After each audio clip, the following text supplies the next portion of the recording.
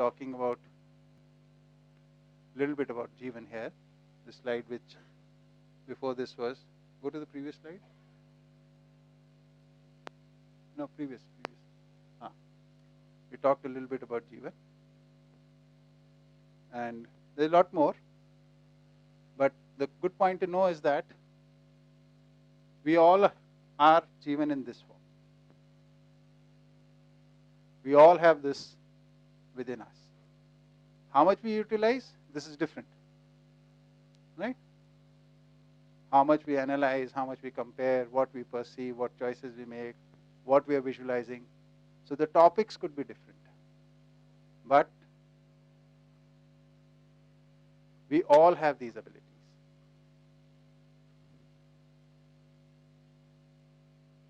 Why is this important?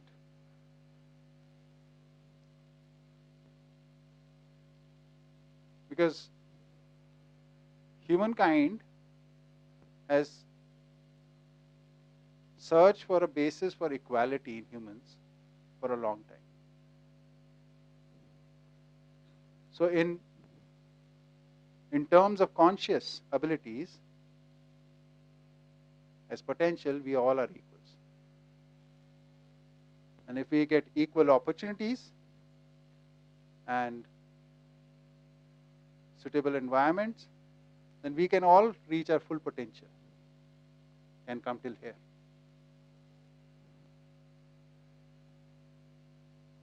And though we will still be diverse, but we'll all be interconnected on basis of this.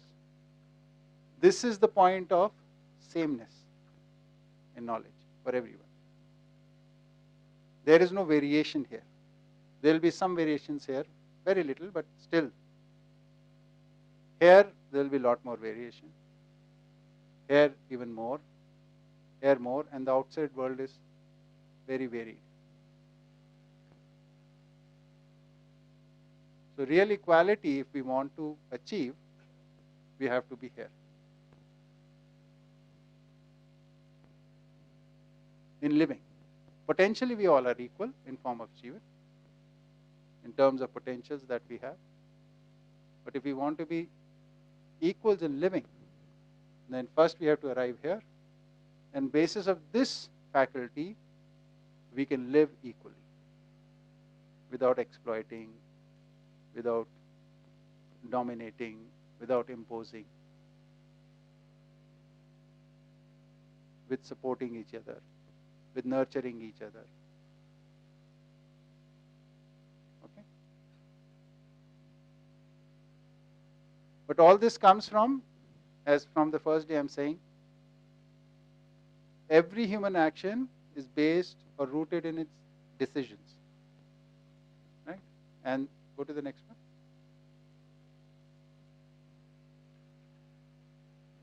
And our decisions happen here. So till the time this relationship, order, continuity become a priority in us, we will not be able to undertake that journey. We have to make these our goals. I want to achieve this. I want to be able to live on basis of harmonious relationships. I want to be able to live in an orderly manner. I want to be able to live in harmony and continuity. These have to be your goals or our goals. Then only can you undertake this journey. Not less than that. I like it, therefore I want to take this journey. This won't last. For some time you might be able to do it, but it won't last. Likes are very circumstantial. As a child, you like something. Then you grow up, your likes change. Then you grow more, then your likes change.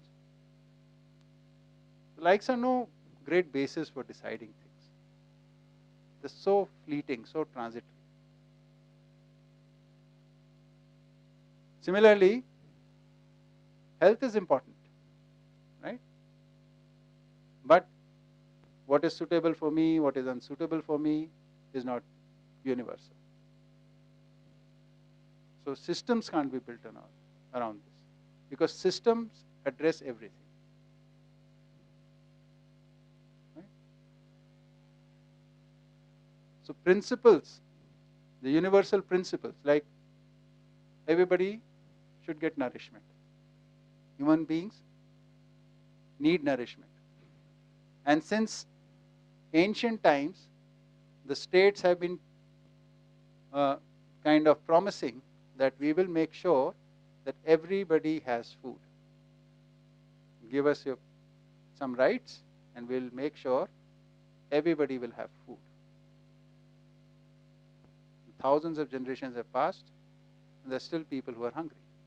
And they're hungry because others are stealing their food.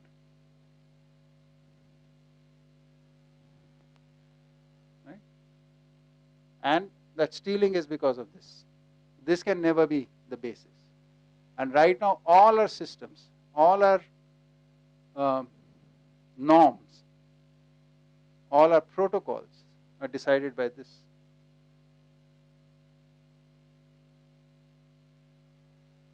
How can we have a sustainable living as a person, as a family, as a community, or as a humankind on this planet? Profit can never be. Market systems are ruling everything. We have come to a place where everything is decided in markets, which are totally based in profits. So, if we want to live sustainably, with equality, with respect with each other, we want to flourish along with everything else, then this is the perspective which is needed. But it's a decision. Do I want to shift from here to there or not? Which doesn't mean that you won't like anything anymore. Or liking is so what will happen is, keeping the balance of relationships in mind, you will use your likes and dislikes. You won't let your likes and dislikes disrupt your relationship, which is happening right now. So relationships become higher priority, and this becomes a lower priority. But right now, our narratives are such that my likes and dislikes are my identity.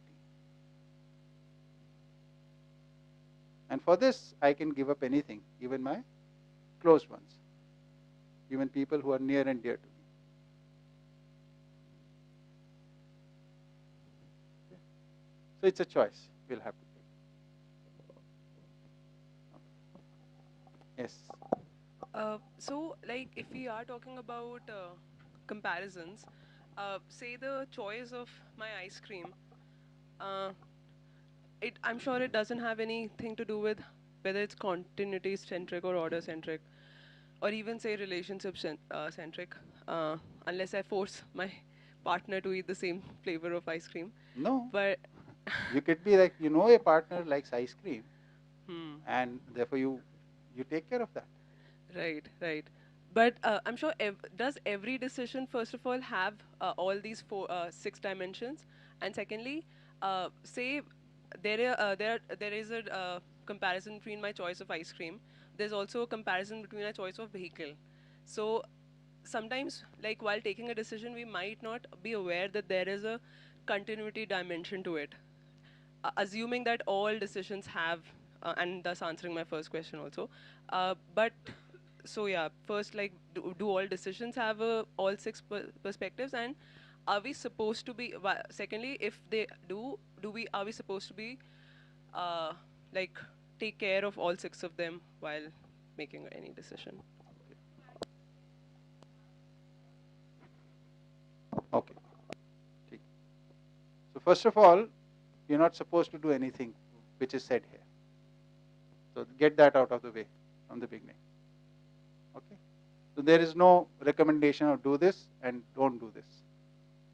Okay. Second is, either you're functioning in this set or you're functioning in this set. When you're functioning in this set, this is taken care of. Just like I gave an example, that you understand, like maybe your mother likes ice cream. So it's been some time she's not had it. Like my mother-in-law has not had it. So we'll go out today, get some ice cream. Right? So you're keeping relationship in mind, the well-being of relationship in mind, paying attention, taking care, and in that the likes and dislikes uh, are there, present. They are not dominating, but they are not either being ignored. Right? When we are living in this set, sometimes we decide on basis of this, at other times on the basis of this, and other times on basis of this. You can see this fluctuation yourself. Right? Like the example of tea I was giving. At one time, because I like it, I decided. Other time I was not finding it suitable, so I decided not to have it. Other time I found it too expensive, so I didn't have it. Okay. And then because we are creatures of habit, some people are more dominated by this, some are more dominated by this, and some people this is more dominant.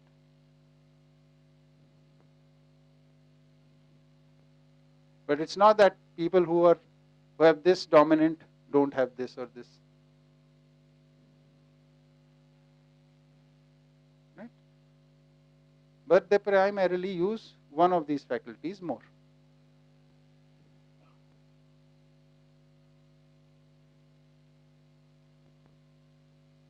So you don't have to take care of all. You always will stand at any one of these at any given time. You can only stand there if you have the ability to observe yourself. This will happen by default. Even before this workshop, you were doing this, right? But to do this, you have to become aware in it.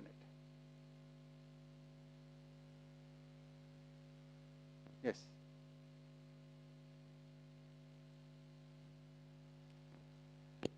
So, so if I have to choose between two relationships, then how will I do it? I mean, Choose between two meaning? as in like, okay, hypothetically, if I want to marry somebody and my parents don't approve of it, Hmm. That's then practical. that's, Practically happens yeah, so many times. I'm married, so I don't have to do that. Yeah. So for me, it's hypothesis. Okay. Okay. So then, um, how would, I don't want to look at this, I want to look at this now. Mhm. So how do I do that? I mean, So you already have a relationship with your parents, right? And you're thinking about getting into a new relationship. So is there any sense of getting into a new relationship at the cost of the earlier one? First of all. So what do? We need to communicate.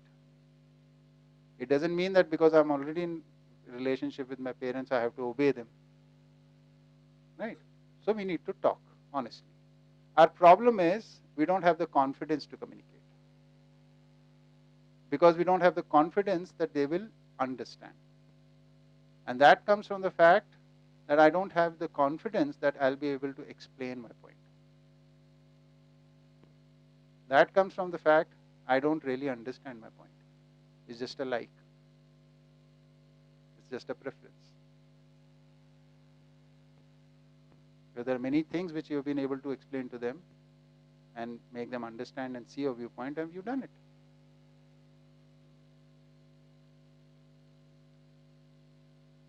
Here the struggle is different. It is like there is uh, an assumption. I'm not judging that assumption, but there is an assumption. It's my life, it is my decision. Right? So they don't have any right to interfere. That could be there. So that agency is with me.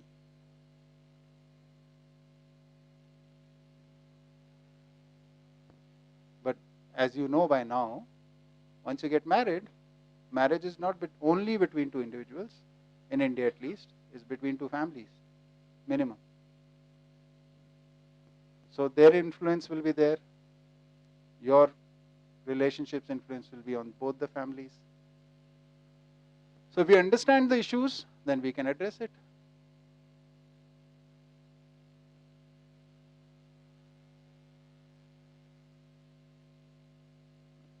Otherwise, people have decided on basis of their likes and broken away from their families and they have lived decently enough. Not commenting on that.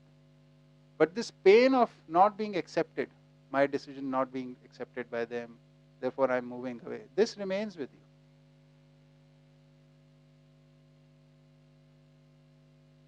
So breaking away is one mechanism which is prevalent. Here, the proposal is, maybe you can sit down and talk. But for doing that, you need to know your position properly. You should be willing to talk. You're trying to convince them, but suppose they convince you, are you okay with that? Then that is openness. But you're saying, if they see my viewpoint, it's okay. If they don't see my viewpoint, then I'm not going. Then that's a conditional. Then you're not open to talking. And the moment the other person sees you're not open to talking, they also take a stand, rigid stand. And this is, communication is blocked immediately. Then we're not communicating, then we're fighting. Then who wins? The one who has more power, who has more money. Might is right.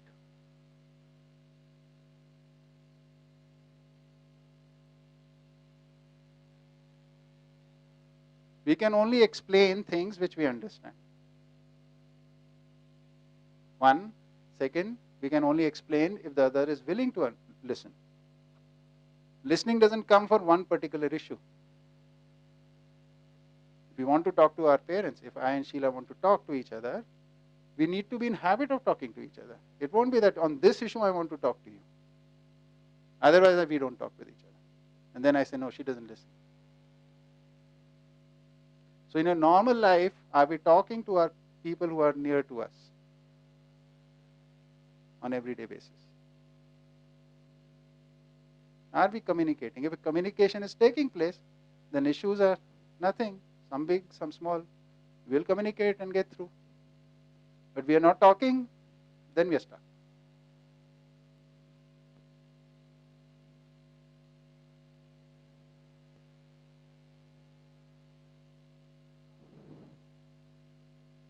There's so many things to talk about in your family.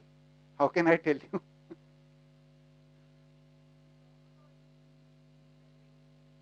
Yeah. And that is the 90% of conversations usually.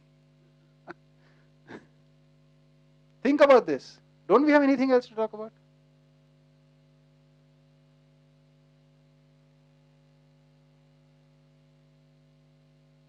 Food is the most dominant, yes, we all know. But isn't there anything else?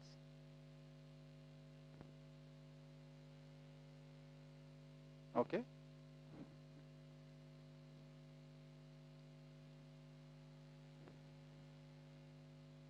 Then we are not living a relationship.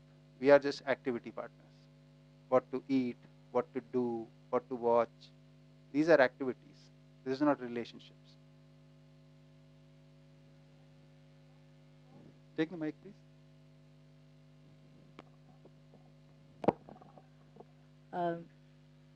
So depending on the relationship and maybe a friend or a spouse or my mom, but I think some elements of all these points are, you have conversations, you talk about them, you share what you feel, you listen to them, but all these are there. Yeah. Good. So there is a lot to talk about. We can talk about a lot of things. It doesn't mean all the time we have to talk. But some communication has to happen. Communication is a habit, again.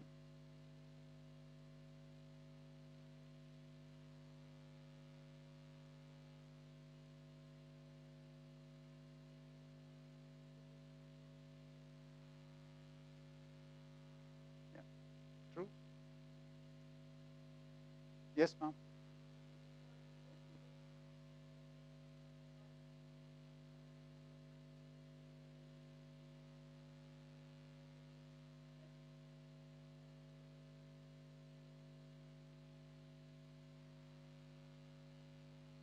Please give her the mic. Mic.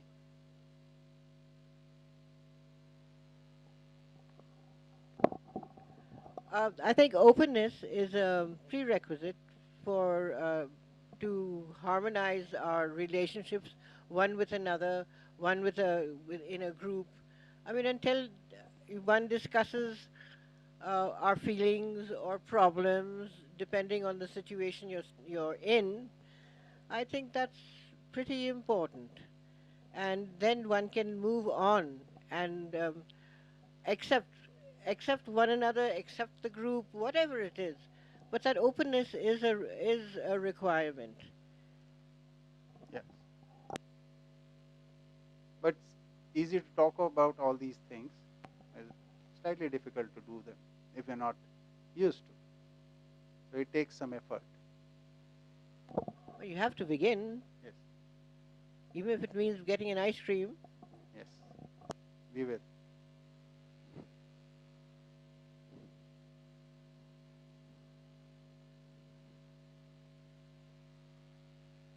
Okay? Okay.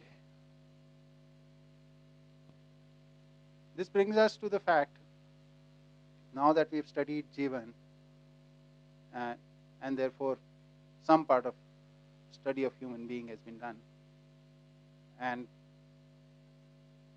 we understand how to look at things, how to observe things. The observer is the Jeevan, right?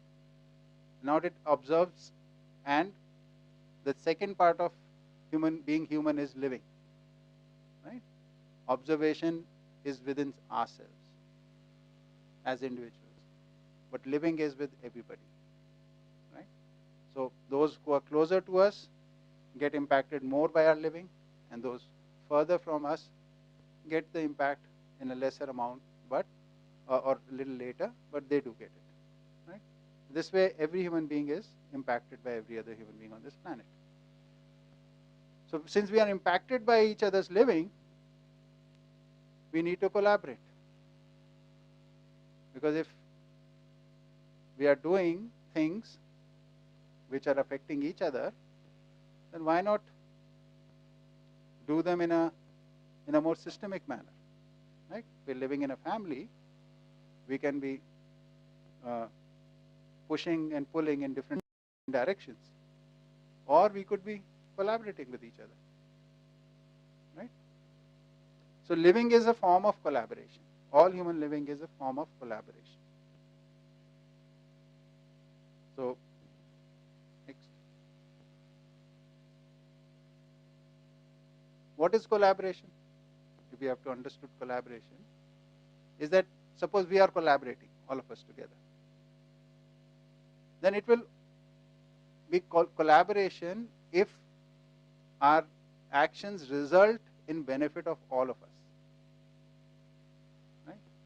Suppose our actions only benefit the people on the left side and not the people on the right side, then this is not collaboration. Or our actions, whatever we contribute together, only benefit me, not all of you, then still it is not collaboration. And if it benefits most of us, but a few of us are left out, then still it is not collaboration. It is collaboration if it benefits each one of us.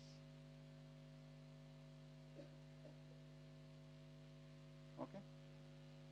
So this brings us to the conversation we had about commonness and uniqueness. So the collaboration will be based in commonness. Once that commonness is taken care of, the uniqueness can also be taken care of. But if we start only with uniqueness, then there won't be collaboration. So for us to collaborate, first we have to understand what we are as human beings. That is the common part amongst us. What are our human needs? in that essence we can collaborate. Right? But if we forget that part and then try to collaborate for some sort of thing, like we are intellectuals, we want to do something, then this might not really work. So any collaboration cannot violate the commonness. That is the essence of this whole topic. That at any level, with any action, we cannot violate the commonness amongst humankind. So for this we need to understand the commonness for which we are doing the study, right? Like for one example, like we all have the power of willful action. I have it, you have it, we all. Do we like other people to interfere in it? How do people interfere in our power of action, willful action? By telling us, don't do this or do this. This is, I will decide what I want to do. Right? When somebody tells me, do this or don't do this, after a certain age, it doesn't feel right. So this is interference in the power of willful action. If you don't like it, would the other like it?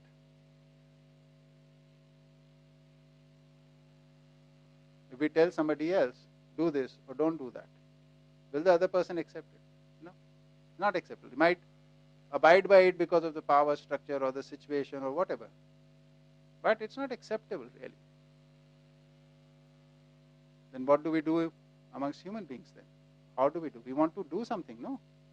If we don't tell each other, how will we go about it? So the communication between humans is through proposals. Okay. What is a proposal? Proposal is an unconditional thing, where whether it is accepted or not accepted, the relationship doesn't change. Right? What is imposition? If we don't accept it, then our relationship will change. That's an imposition. So collaboration can only happen through proposals. So in humans, after a certain age, only proposals can work, nothing else. So we need to practice the language of proposals, for which we need to be very clear within us, what is that I am proposing? Am I okay if this proposal is not accepted? If I am not okay, then it's still not a proposal. Then I need to work on it. Right? So like for example, we can collaborate for food. Right? We can collaborate for other resources that we do. We can collaborate for a good social environment for all of us. Right? So creating a good social environment. I propose that let's all collaborate for creating a good social environment. Would you like to participate? Right? So think about it. You might say yes, you might say no. So the chances of such a proposal are high to be accepted because it will serve each and every human being. A good social environment will be beneficial for all of us. Right? So when we are giving proposals for collaboration, whether it is within the family, whether it's in the community, we have to first work out what will be beneficial for all of us. So the thinking has to open up a bit. Our vision has to become broader, wider. Right? And for this we need the understanding of how humans work, how the human order works, how the nature works.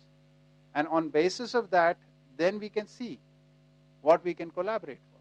Without this understanding, we get so many desires because of situations, circumstances, our personalities, And then we want collaboration from our family members, our community members, from our society members, and we are pursuing them. And somewhere along the line, we might or might not realize that it's not benefiting anyone, or it's not benefiting all. So humans have been collaborating for a long time in the sense of doing things together, but it's not benefited the whole humankind. Most of our actions have benefited a few in every level of organization, whether it is family, whether it is community, whether it's the state, whether it's the international organizations, right? So a systematic, a process that benefits all the participants is defined as collaboration. Next. So I have a doubt. Yeah. Like, when does a proposal sound like a demand? When it is not conditionless, when you can sense, if I don't agree to this, there will be consequences which you don't like, then it's a demand.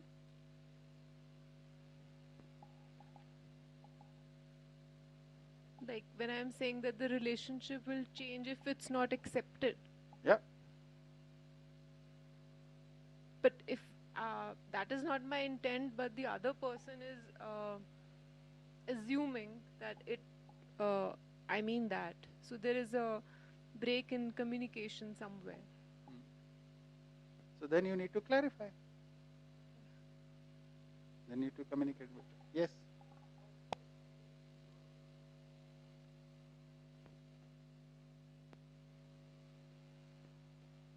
See, nobody can see what is happening internally in us.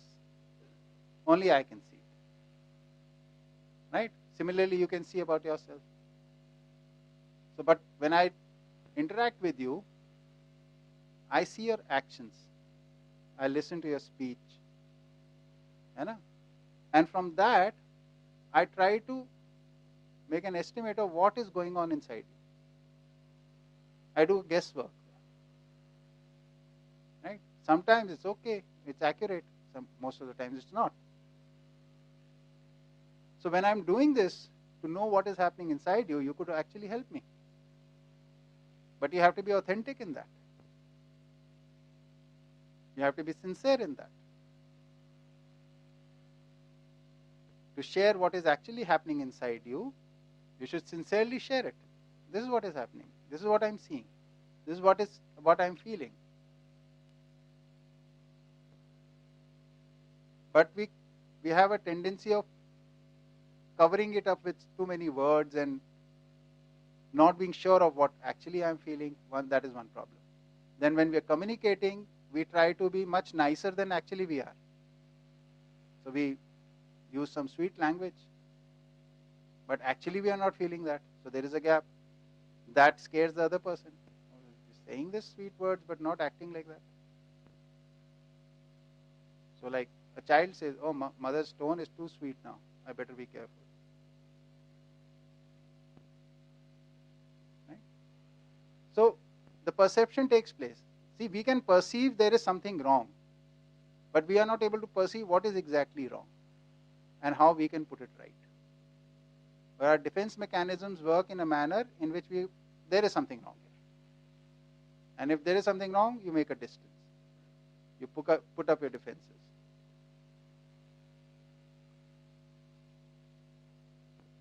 You need to be sure of what you are feeling first. And then, with full sincerity, communicate.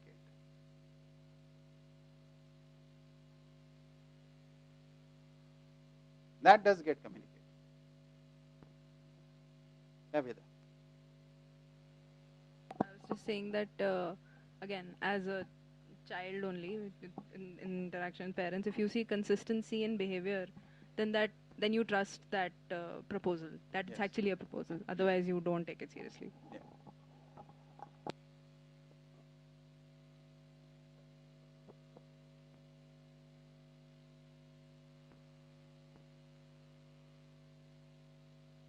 Yes, ma'am.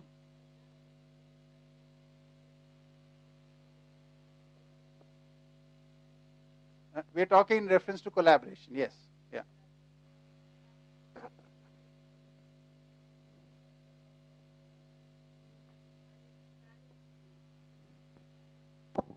When there's a lot of planning to do for the betterment, or for the running of, say, our country or a big group, a state, district, whatever.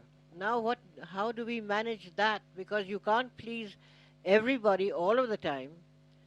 Now we have to have a system that will work to the best of most, I suppose. What else? We can't always please everybody. We can work towards it, yes, I agree. It's not about pleasing everybody. It's basically we do not know how to live in a family right now. And we're trying to run nations. We can't get along with one person, and we're trying to manage lives or address lives of millions of people. It is happening, and we need to address the system. Yeah. So it will be a stepwise process. So it will be a stepwise process. So first you learn to live with one person, then with the full family, then with the community, then with a larger number of people. Then you can sit down together and work out things. Till that time, things will keep on happening like they are right now. Yes. Is there any other way? Like when you bake, it is one step at a time. Right? That's what we mean by systemic process.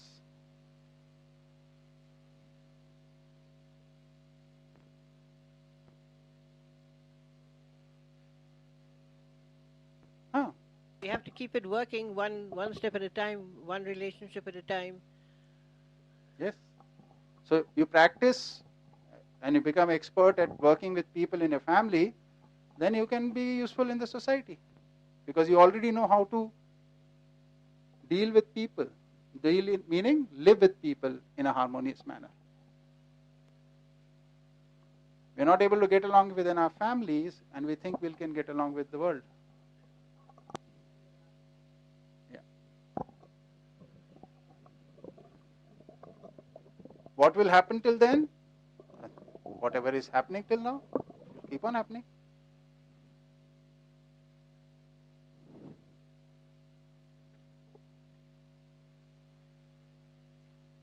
So the main thing, again I'll remind you, things will change when the individual decides, I want to change, I want to improve, I want to live more humanely.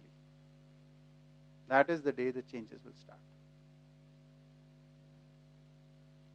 Because when you start living in humane conduct, you also create an influence. That has an impact. That inspires people.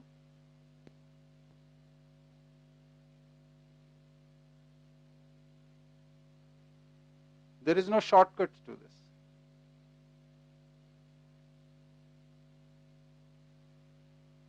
There is no bypassing that. Because we are units of knowledge order, we have to study, we have to become aware, and therefore realize what is human living all about and live accordingly.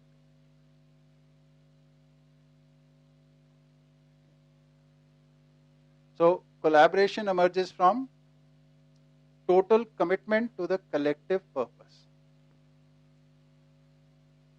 So we need to, for collaboration, we need to have a collective purpose or the common goal, which will also can be called universal goal. Or in other language, we can also call it the human goal. So there is a human goal, which is the collective purpose. Right? So before I talk about rest of collaboration, let's talk a little bit about universal goal or the human goal.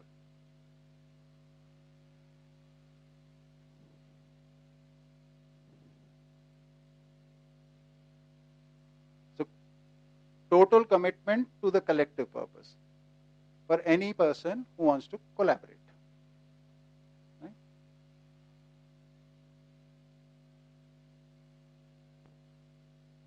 Yeah. So this understanding of this starts by first asking this question to yourself. We did ask initially when we were listening to you guys. So do humans have any role in nature? Okay. So let's take it that yes, there is a role for humans in nature for the time being. Okay. So if there is a role, then what is that role? Next.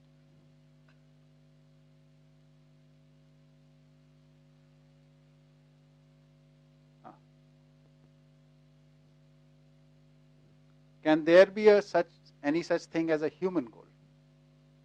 A goal for all humans? Okay. This is something again to ponder about.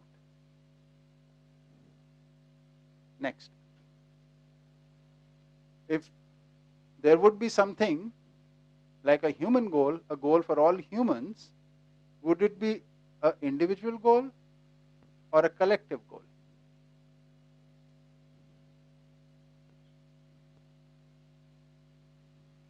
Okay. Next. Would it have some duration or would it be eternal? Which basically means, would it be a short-term goal or a goal for all humans in any generation? Past, present, future. A collective goal if it is. Right? Next. Would it be circumstantial or universal?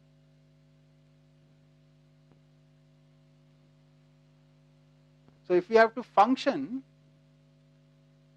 as a humankind, we'll need a common goal.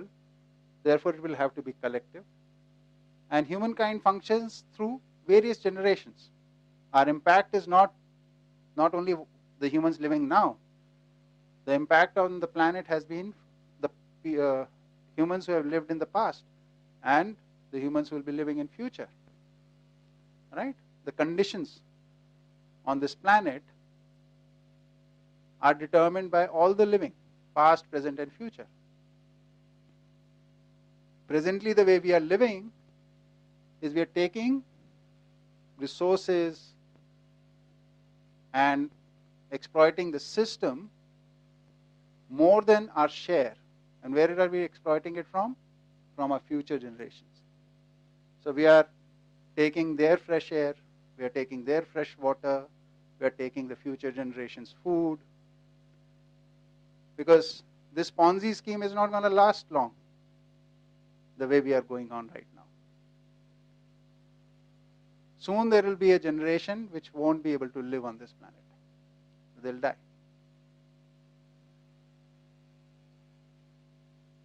So we need a goal which ensures the living of every generation.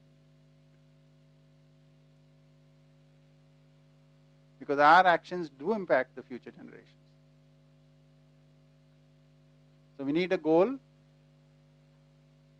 which is in alignment with the future of the future generations. It doesn't exploit that. Okay? Next. So how do we come to the universal goal? It basically means universal well-being. Well-being of the natural systems and the well-being of the humankind. That is universal well-being. So any action that we do, what impact does it have? Is it for nurturing the well-being of the natural systems and the human systems, or does it exploit it? This check we can put. Next. So universal well-being is preserving the continuity of all, the continuity of natural systems and continuity of the humankind. I'm saying humankind separately, though humans are part of nature, but it needs to be said again and again. Yes, next. Continuity, this translates into these two parts. Continuity of the order in humans, continuity of natural order. Okay. For the continuity, we need stability. Stability comes from balance or harmony. So unless until we have harmony within this and harmony of this with this, there won't be any balance and there won't be any stability and there won't be any continuity.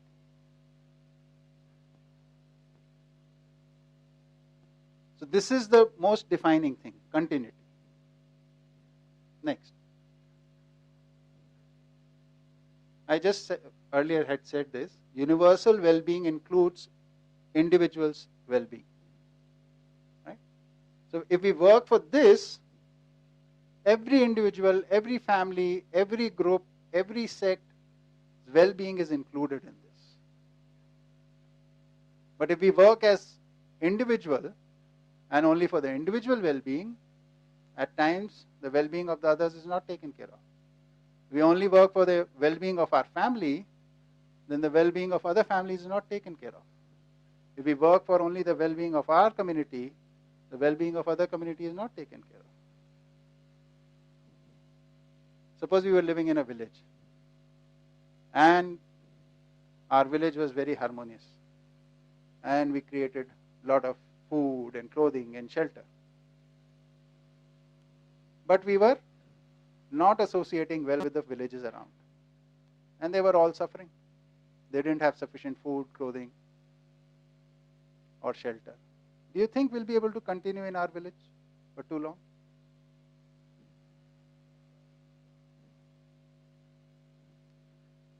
So whatever we achieve, on whatever basis we achieve, it has to multiply, it has to go to others. It can't be isolated. There can't be islands of this. Right? Next.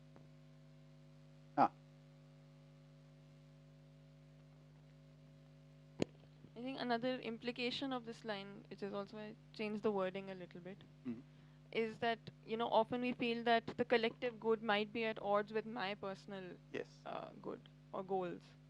So that's one implication, that the collective good includes my personal good also. So it's not in contradiction. Yeah. Okay. Next. So how do we align with the human goal? So I have a doubt, like what exactly stability means? Like continuity, balance, I understand. Stability means? Yeah. Okay. Pen hai?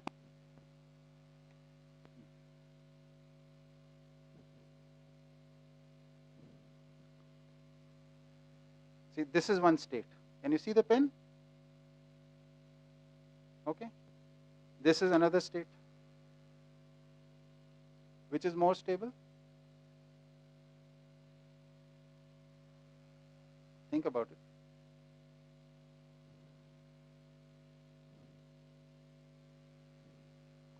Which has more continuity? Longer term continuity.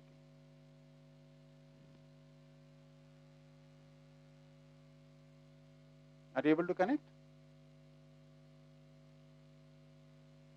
See, if it was stable, it would have stayed in the same position.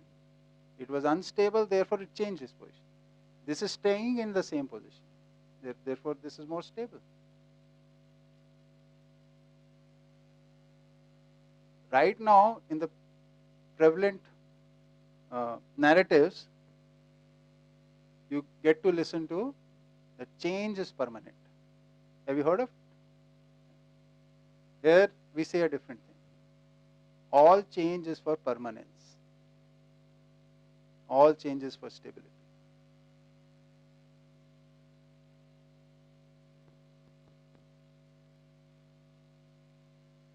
There is only one qualifier in that, all natural change.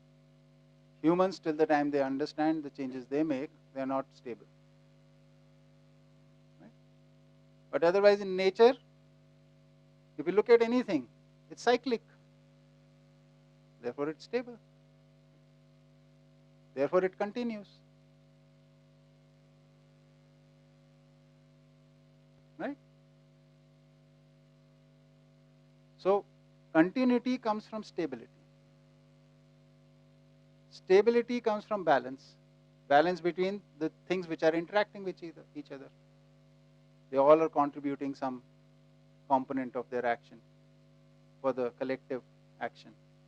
And if that is in harmony, then there will be a balance, and which will lead to stability, which will lead to continuity. So like in our family, we all do some roles, right?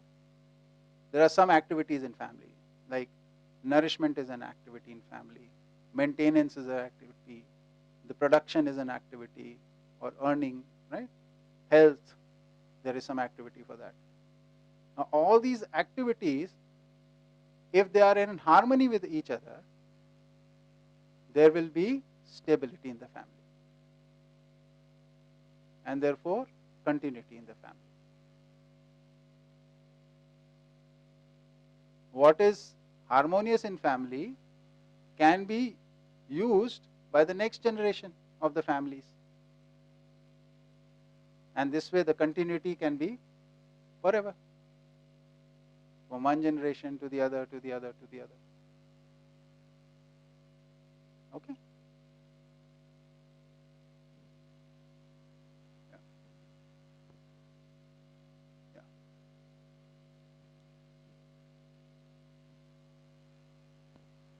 Yeah. Next.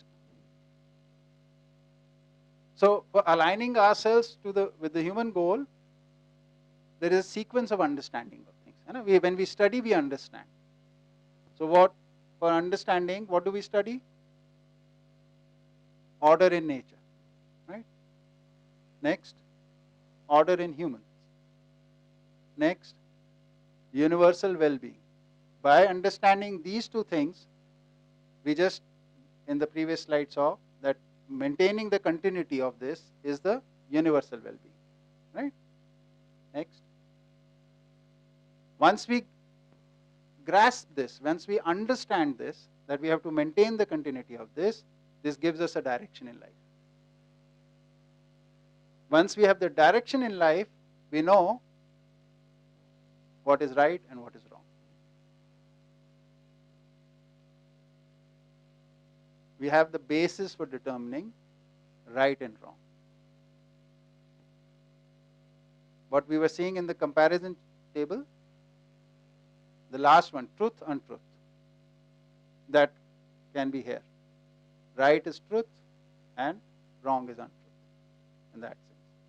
Orderly is right, disorderly is wrong. Just is right, unjust is wrong. All these are aligned with this, with this, with this. So till the time the sense of universal well-being settles in us, this journey is not started, that collaboration that we were talking about. So this needs to be understood. For this we have to study these two things, right? We did a study of human, we'll be studying the order in nature as well as order in humans as we go forward. Right? Go back to the collaboration.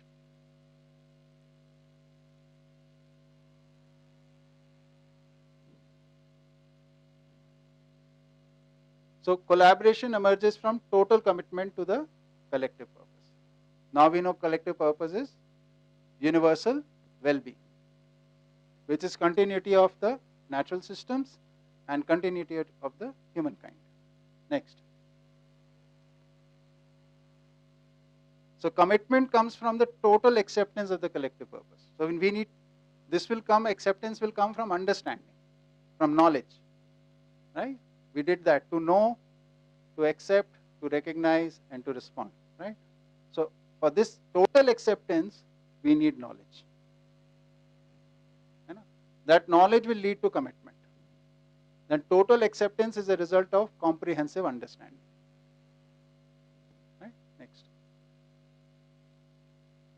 Understanding is the desired outcome of education.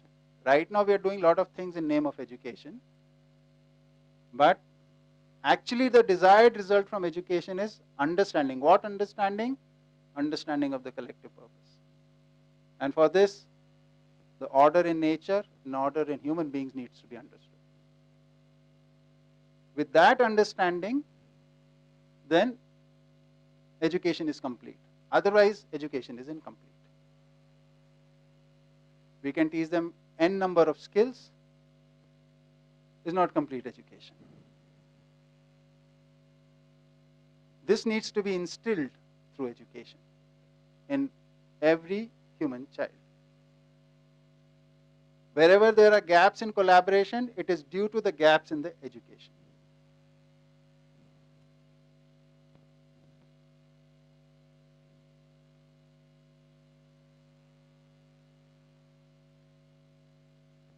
From this analysis,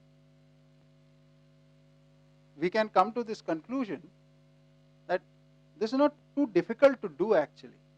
We already have the education process established, right? Its mechanisms are there in some form. If we could just fine-tune them for this collective purpose, then these could be very useful. For the first time on this planet in last 20, 30, 40 years, it is now universally accepted that each human being needs education. Before that, even this was not acceptable. We used to think education was only for select few, everywhere on the globe. But now, it is believed every child must get education. But what education? This is not very clear, right? So what we are saying is, whatever skill sets you want to are going to be part of education, that is okay. That is depends on circumstances, your local conditions.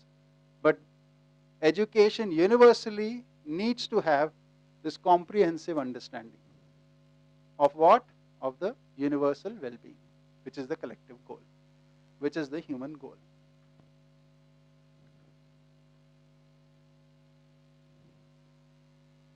If this happens, then this can happen.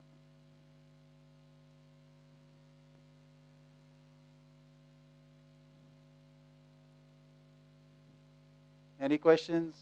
Any clarifications? Any comments?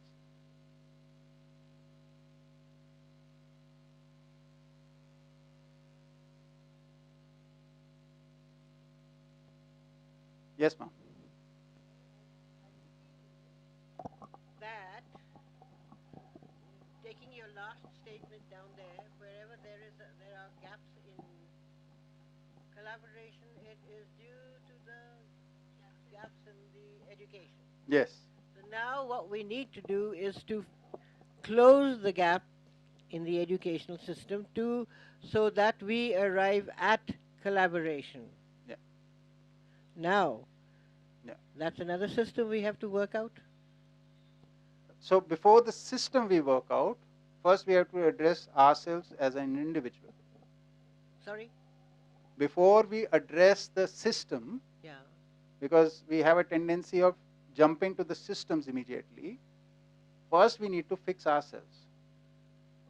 The gap is within us. Yeah, I agree with you. That is, as we stand at this moment, yes. Now you send your child to school for education. How is that child going to, what is the system they're going to try to use to come to the collaboration state? That child has to grow from point A to point B, wherever that is. The child will only do what you do. If it is my child, most of the part of his living will be influenced by my living or the previous generation in which he lives. So, well, then a lot of children are influenced, well, I suppose all children are influenced by their parents to begin with. Yes. And so, when they, just to cut things short, from early childhood, if you look at children, human child, they imitate their elders. So it's a very good thing. If we're living correctly, they will imitate the correct things. If we're living incorrectly, they will imitate the incorrect things. And there are all kinds of parents and children, so you have a large variety. Now we have to learn how to address that. Ma'am, that will come later. So this is again shifting to others. The problem is the individual. Till the time the individual realizes there is a problem within themselves, the problem is not outside, not with others, not with the systems. I am not educated. That is the problem. I do not know the universal goal. We keep bypassing that all the time. And we hope things can be fixed outside. They can never be fixed outside. No, we have to work our own system out, so to say, to be able to help others. We can only help with what we are living. Work that out. Yeah, that is the key. That is the main part. We have to work out how to live in humane conduct. Unless until that happens, education cannot happen. How can you teach humane conduct if you yourselves are living in inhumane conduct? I mean, right now all of us can understand that. But how do you? We have to fix ourselves, sort ourselves out first. But in the meantime, the world goes on. That will keep on going on. No, there is no stopping it. No.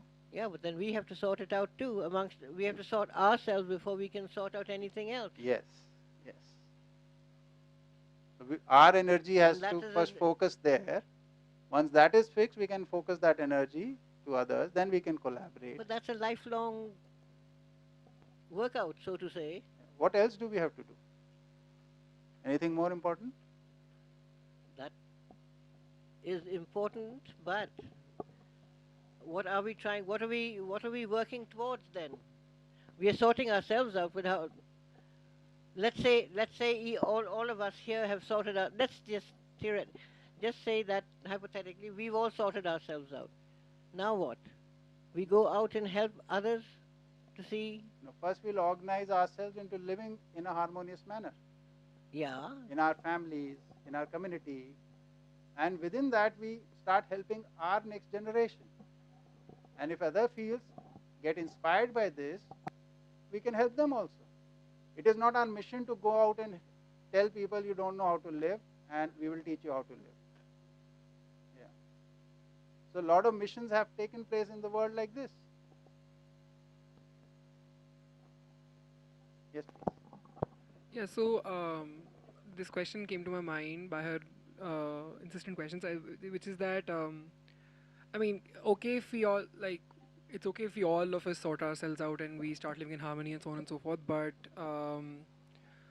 if there is someone outside who is, let's say, more privileged than me or who's on a higher power pedestal or something, they just don't have the incentive or the reason to change, right? They're not working towards a collective purpose. As long as they're getting some privilege out of wherever they are, why would they want to change? And unless they change, and because we both are interrelated, right? That was the premise we learned on the first day.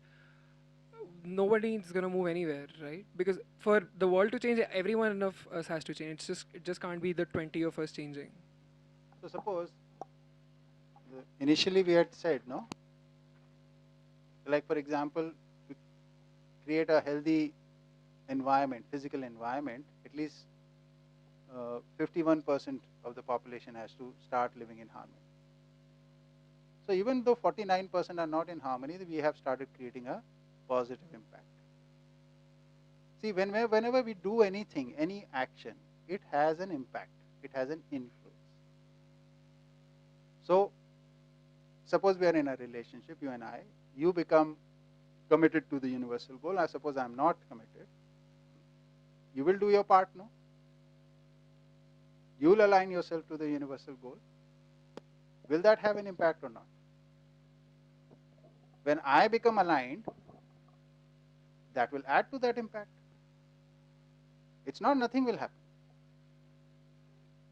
No, okay, but for example, the impact is the outcome of both of our actions, right? And if I am doing something and you are not, then I don't know, I might just end up in a very cynical state of mind that, okay, there's no point in doing anything because the other person is just not listening or learning.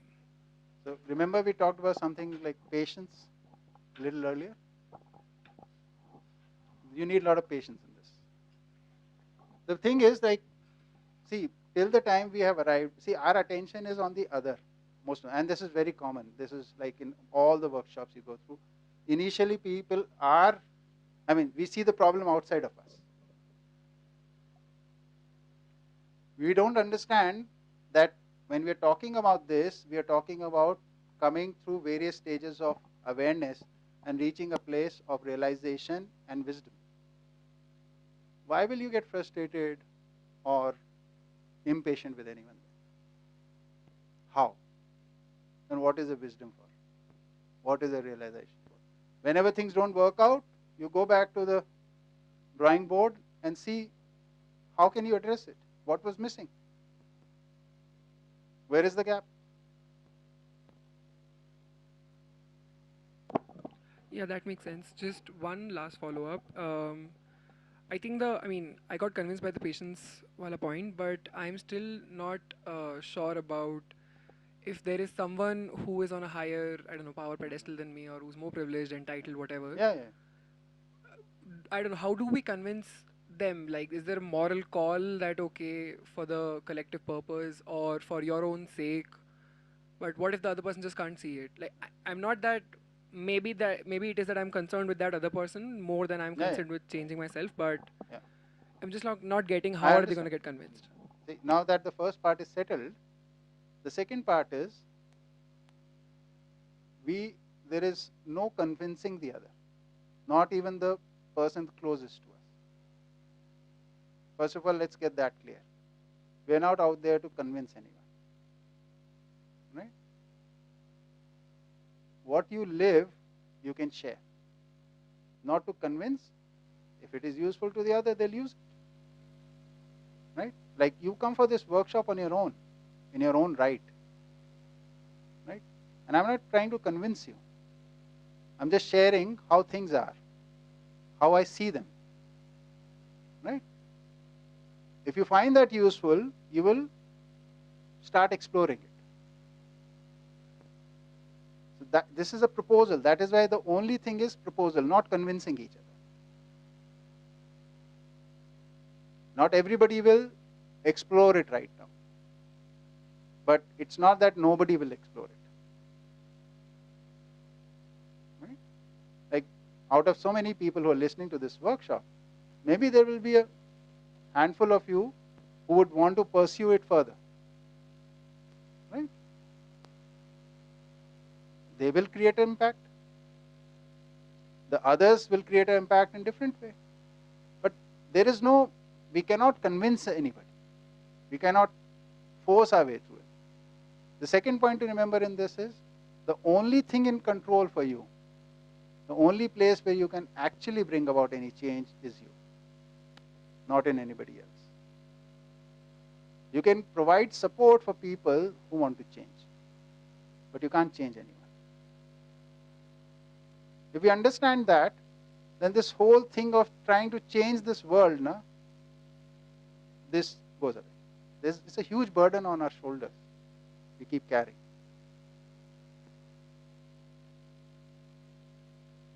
The only thing you can change is you. That is within your control, if you want to. When you change yourself, you create an impact. Right now also you have an impact. Right? When you become aligned with, suppose you become aligned with universal goal, again you will have the impact. That impact might inspire others.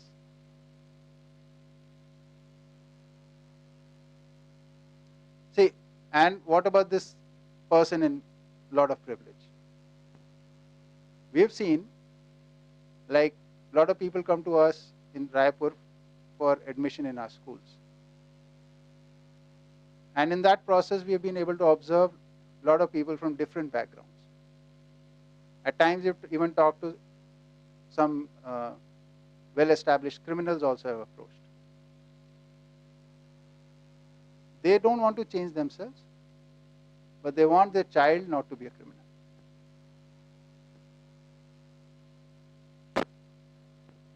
They said, we have done enough crime, we have accumulated enough for him. He can live as a good person. He should get good education.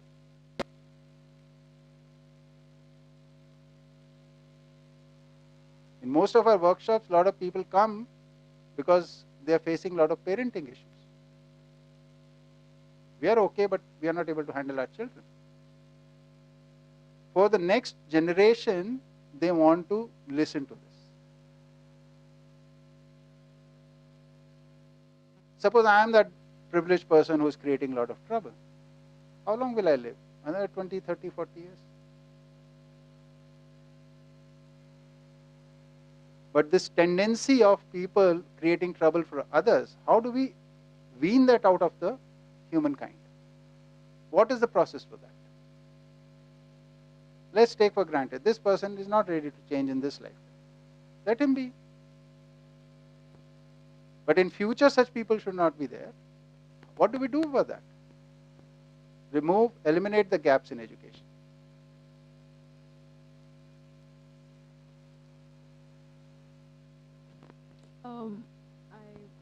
I realize it's quite an extreme example, but it's not unfathomable also right now. To kind of let others be is, I think to a certain extent, I can understand that, I have to focus on myself and my influence. I mean, my focusing on myself and understanding for myself will have an influence in my family, in my friends, in my community even. But like he's saying, there are certain forces which are some certain powers which are they're quite violent and invasive. So they can come and break down your house. They can come and kill you, or kill others, and you're watching it. That is difficult to sort of. How do I deal with that when, I'm still in the process of understanding for myself, but there has to be some sort of system to prevent that from happening. See, when you are in a circumstances where somebody can harm you, you do what you do. You run away, you defend, whatever you have to do, you have to do. You're not commenting on that part, right? This whole idea of what do we do about the really evil people, right? Really bad people who are going out to harm others, right? It has been addressed in our stories and other things. Have you heard of that Indian tradition? There is concept of avatars, right? So the God is reborn in human form to end the evil, right? Several times they take birth. Do they end the evil or they kill the person?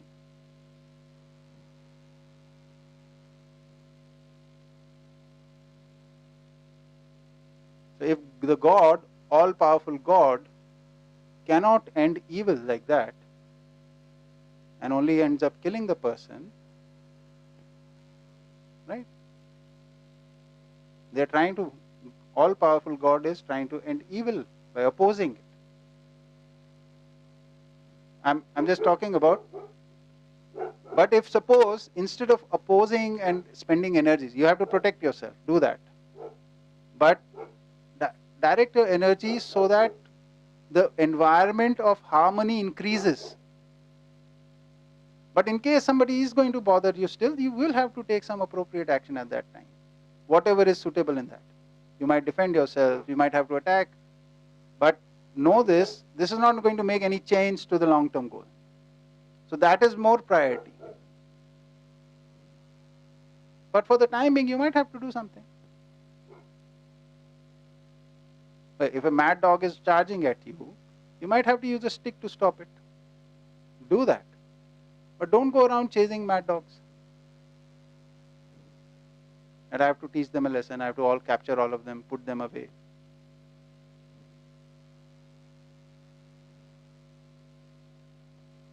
You could also always look at, why did this dog become mad?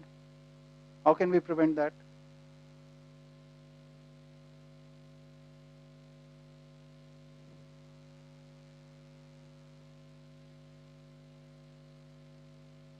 Okay. Next.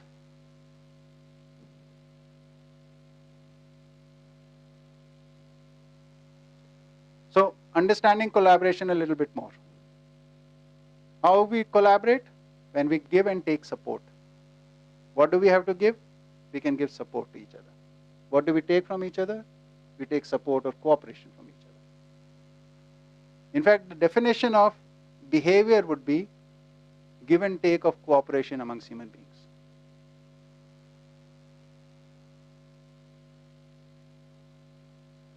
Okay? Next. Relationship is a long-term commitment to give and receive support. Or it's a long-term commitment or a lifetime commitment to give and take cooperation. That's a relationship. If it is short-term, then it's a transaction.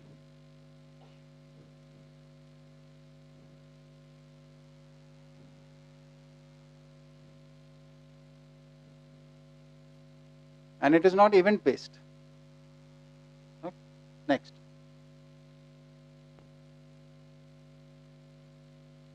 Harmony in relationships results in lasting happiness for both partners in the relationship. When there is a balance in give and take, there is fulfillment of both the sides. This will lead to harmony of both the partners, and that will result in lasting happiness. Next. Society is a network of relationships. So the give and take will happen here too. And the balance has to be found here too. In relationships, we have to keep checking whether we are being just or unjust. Are we being fair or unfair? Similarly, for society, we have to look at it. From my viewpoint, am I being fair to the society? Am I being just to the society? Am I being exploited to the society? Am I contributing to the society? Right? Next. All human functions are fulfilled in relationships.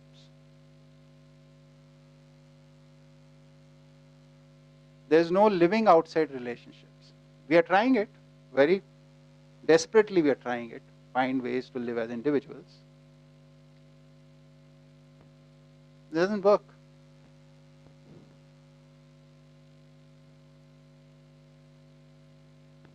Because while we are there, alone, we keep thinking of them only.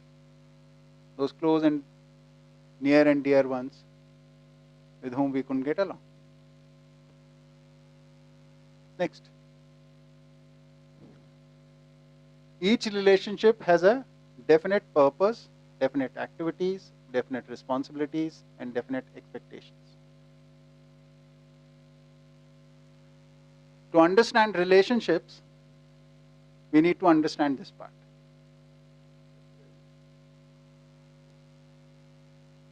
Every relationship, say parent-child relationship, there is a definite purpose for it.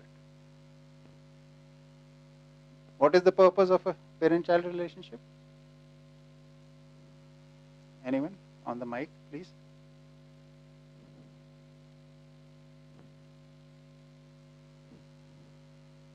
What's the purpose of parent-child relationship? Would there be any purpose, or is it purposeless?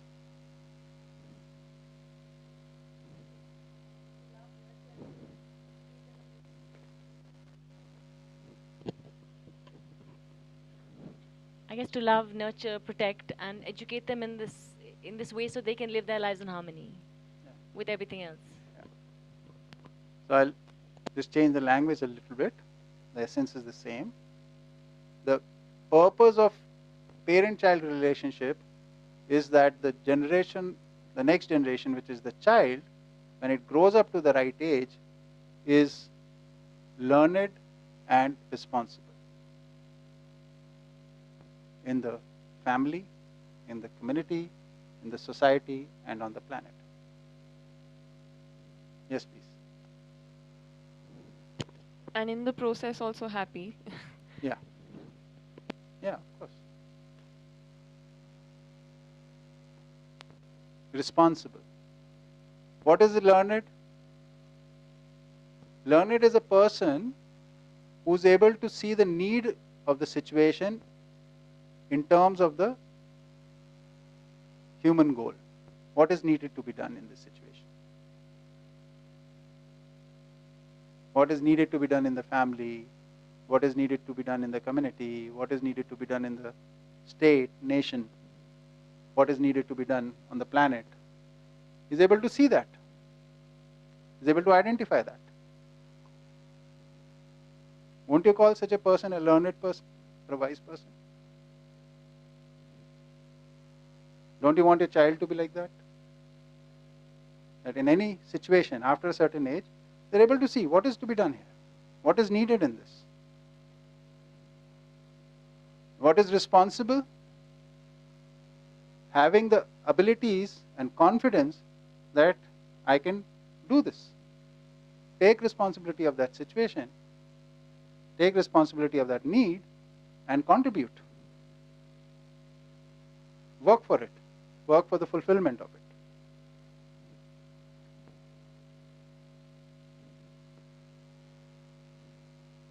So every relationship has a purpose. Similarly, husband-wife relationship would also have a purpose. A friend-friend relationship would also have a purpose. A sibling relationship would also have a purpose. Institutional relationship would also have a purpose. Employer-employee relationship would also have a purpose. So there are 7 types of human relationships in the society that we'll just briefly mention here. And we'll talk only of parent-child relationship for the time being in terms of the purpose, the activities, the responsibilities, and expectations. Okay? So the purpose we have identified. Parent-child relationship, what is the purpose? That the next generation or the child generation, when comes up to the age of say 20, 25, by that time is learned person as well as a responsible person.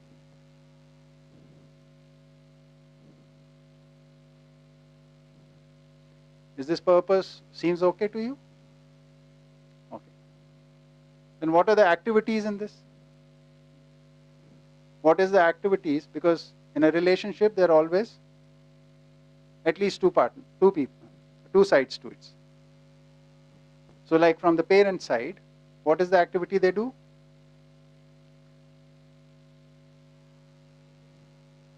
Nurturing and education, right?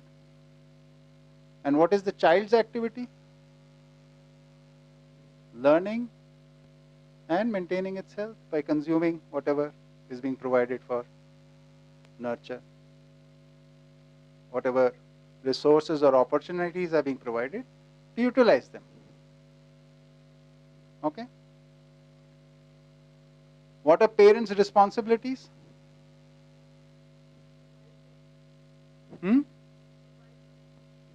That's the activity. What is the responsibility?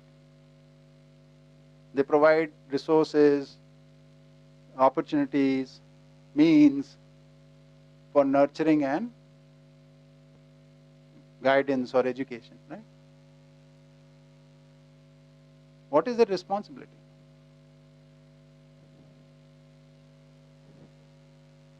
That will be part of nurturing.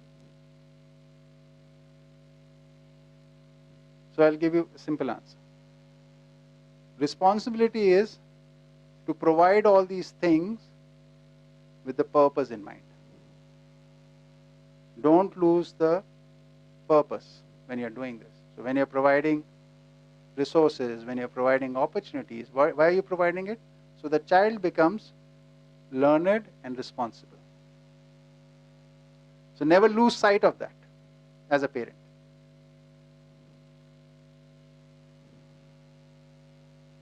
So when you're providing means, suppose you're providing them some means, why are you providing it? So that the child becomes learned and responsible. When you're feeding them, why are you feeding them? So they become learned and responsible. Suppose it's a baby, why are you giving that baby a bath? So that it will become learned and responsible.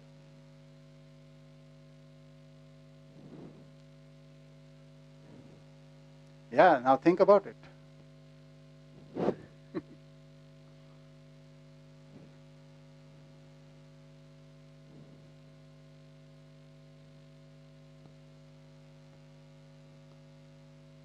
Then my behavior, I am behaving like this because my child has to become learned and responsible.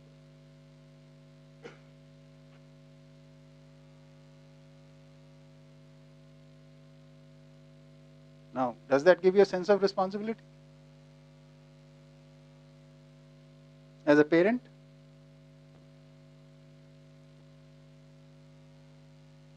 Actually, just while they're passing the mic over there. Yeah. And we can't do that by imposing that. So we can only do it by ourselves being learned and responsible. Right? Yes. You can only give what you have. So the journey does start from yourself.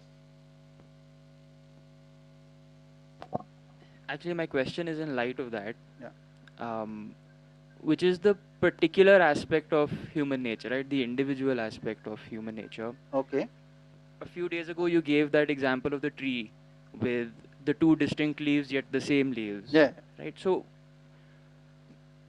where is the? It seems to me, at least currently in Jeevan Vidya, isn't the particular nature somewhat absent in this discussion of our collective nature? Because if I go back to the question that Gunjan had asked, I think that in trying to create such a system, that becomes a very pertinent question, which is at what point does a proposal become a demand? Because if we are to move from, if a few slides ago we had like, dislike, suitability, unsuitability, profit, loss, if we are to move from that to justice, order, truth, yeah, that has to come from the individual, which I think is correct. Because Aksa had also asked, she said, do I have to? You said you don't have to. Yeah. Because the moment you start telling people what to do, they become machines. Then they are no longer human beings. But then in light of that, shouldn't the system be organized in such a way that it is the particular aspect which flourishes and not the collect? Because then it becomes, I mean, it seems to me that there is some sort of contradiction. Because then total acceptance, total commitment, these things, it does assume some sort of a missionary aspect. Okay. If there are gaps in collaboration, then too bad for the individuals involved. Those gaps have to be plugged. So, and you know what Vibhu had also said about people who wouldn't want to participate in such a system. It seems to me that a universal system would be one in which all individuals flourish. That's why they would want to participate in a system, because it's good for them. I don't think that anybody should participate in a system which costs them. Of course. Nobody would want to participate in that in a system like that. So, where is the particular aspect of our nature in Jeevan Vidya? And why isn't then the entire system, why isn't that all that we're talking about? Why isn't that we're only talking about our collective nature and not the fact that we're all different? So that's one question. And then a smaller question is from what, moving on from what Veda had just said. So, and which was related to what Vibhu said, which is that there are people who are doing the wrong thing, but they're doing the wrong thing to other people. So it seems as if I have encountered this idea before that you will only find, the right seed will only go in fertile soil, right? And that reform over revolution, that's sort of an argument, which I think is correct. But isn't there in this system some sort of ethical cost that if we are only, say, dealing with this in a removed sense, where the mad dogs are only to be, we are only to save ourselves from the mad dogs and not the people that they bother. Is there some ethical cost in going at an extremely slow pace? Yeah. So, especially about that Mad Dog example, it was, see, analogies always fall short, right? So it was like the question was that somebody is really bothering you. Then will you not address this? In that case, you'll do what you can do. Maybe you chase it away. Maybe you find a way to get away from it. Whatever, right? So that's not the issue. The issue is we are talking about is there will be, like in our family itself, we'll be there at times when we want to go forward in this direction and others don't want to go in this direction. And this is what we were talking about, patience. We'll need patience for that. We'll have to wait for them. It's not doing away with them. There is no message of doing away with people. In fact, you would have heard in several forms, like we can't reject the humankind because they right now work in corporate worlds or things like that, right? But how do we start? So when we're talking about here, like in relationship, the purpose, it's the essence. It is the point of understanding, which is, there is no variation in that. How you expand on it. Like you have to provide nutrition to your child, right? That's one of the activities of the parents. Then how do you go about it? There are many ways of going about it. Our particular way, like pizza, is not a problem. You just have to make sure that it's nutritious. Nothing wrong with that, right? So our particularness, a uniqueness, is not an issue, but it cannot stand on its own. It will stand on the platform of commonness. You can never violate that because of this. And this is what is happening around us. Our uniquenesses are dominating in such a manner, their commonness is getting destroyed. The common principle. That is the issue. Okay? Yes. I think the question that you brought up right now is exactly what I was trying to address when I stressed on the collective good not being at odds with personal good, which is my personal requirements, my personal unity versus collective well-being. And in fact, it also connects to what Vibhu and Veda were talking about in one way, which is that if if say one person or just very few people have changed internally and are now thinking in terms of collective good, and they are in proximity or in relationship with people in power who are really exploitative or privileged and exploitative. Either way, if you are internally someone who works in terms of collective good, since personal good is actually also included in that, it's not just my personal good, it's their personal good as well. Since I am a human, I like harmony, I want respect, I want uh, confidence, trust, whatever. I know that the other individual who is in this position of privilege also does the same. Or, there are a number of levels of equality that we share. And so, if I believe that I am in working in accordance with collective good, and yet this person who is next to me does not seem to feel very fulfilled, or does not see that this is very inspiring in any way, then clearly I'm not addressing their needs. And so it wasn't actually collective good. It rules out some types of needs.